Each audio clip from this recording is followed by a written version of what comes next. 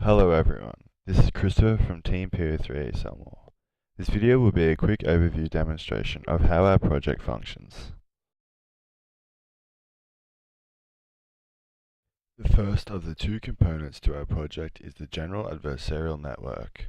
This component of our project is capable of taking a business's product data and a business's customer data to produce a customer product model. The model will be implemented as such that for each real unique customer, a fake unique customer dataset is generated. The fake generated dataset will be based off the initial input data, and the fake generated dataset will contain suggestions to products that the customer is likely to be interested in. The customer product model will be saved to a CSV file called output for use in our second component in the project. At this stage in the demonstration, the customer product model has just about finished its training, which has totaled 4,000 iterations on the initial input datasets. After the model is computed, a few automatically generated acceptance tests will be created, and they will analyze the generated customer product model. The acceptance tests are based on statistical probability, whereby we are aiming to see how many fake customers are generated per dataset based on the initial input dataset. We can use this to gauge the accuracy of each customer product model trained, size, and how many new product suggestions are created for fake customers. Furthermore, we have implemented TensorFlow's onboard graphing library. Specifically, this is accomplished through using scalar properties, as is all the data stored by the input and output CSV files utilized. This allows us to review specific data within the customer product model at a dynamic and responsive level, thus ensuring the graph is much more malleable and human readable. This concludes the first of the two components within our project. I will now introduce and demonstrate the last component of the project. The last component of the project is the visualization of the customer product model.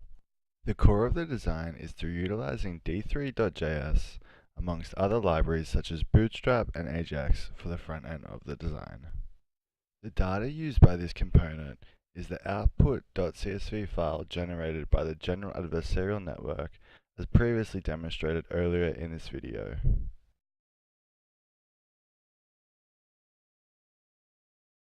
The output.csv file is loaded from the code here.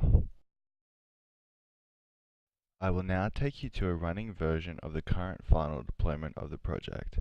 An instance of the project is currently running live on an Apache Tomcat server. I will now click the Begin Loading button to start the computation of the D3.js graph. A D3-based computation file will pass in the output.csv file scalar numbers, creating a tree structure based on the internal nodes and links.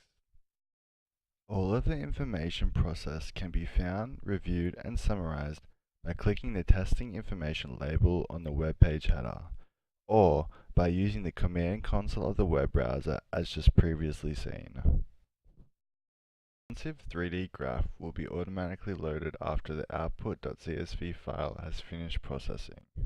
The implementation of this graph is based on a clustering model.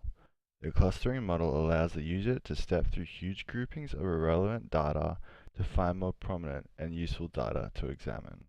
This is easily accomplished as the user can just click any existing node on the graph. Or a user can access the slider bar below to move to different data clustering levels. This clustering model provides a significant advantage, as ordinarily this much data cannot be represented on a single page in a human-readable form. This model provides significant clarity for the user by breaking up the data in a meaningful way.